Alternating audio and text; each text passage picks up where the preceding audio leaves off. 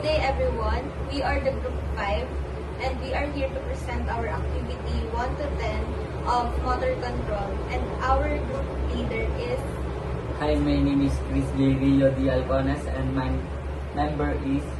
My name is Noel Cueto. my name is Faris Enriquez. My name is Maguar Gualter. My name is Gloria Guillermo and we are the group. So we're gonna do the laboratory test number 2 or activity number 2. So, this is the line 1 connected to stop button, normally close. So, the next stop button Is young. connected to the normally open start button. And the other wire connected to 13 normally open. So, A1 Is connected to normally Open start button. and 14 wire connected to normally open wire. So the motor connected to T1 and T2. We're gonna start now the manual test. Normally close. O paano?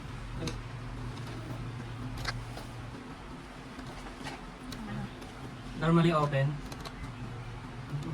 Push the button. Now the testing is done, we're gonna start the motor.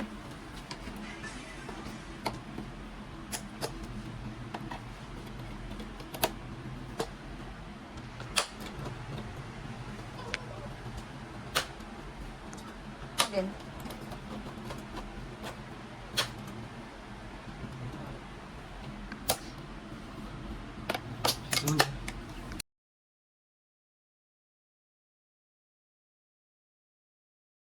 So now, we switch the normally closed and the normally open wirings. So the normally closed will be the green button and the normally open will be the the stop button. So Wirings. line 1 off is connected to normally open Normally Start. closed start button. normally close start button.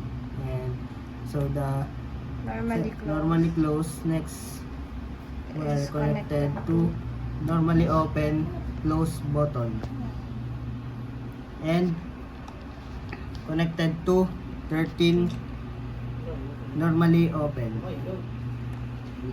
A1 connected to normally close stop button, Open. normally open stop button, and 14 connected to Normally open. normally Stop open button. stop button.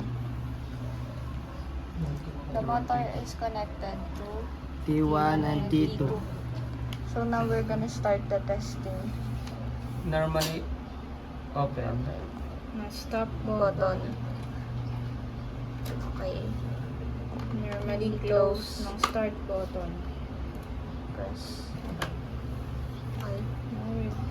Now we're gonna test the motor.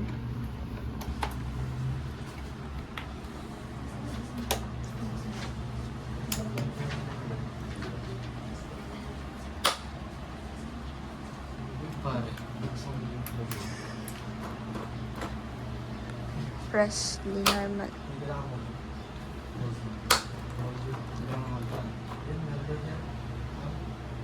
Press. Okay.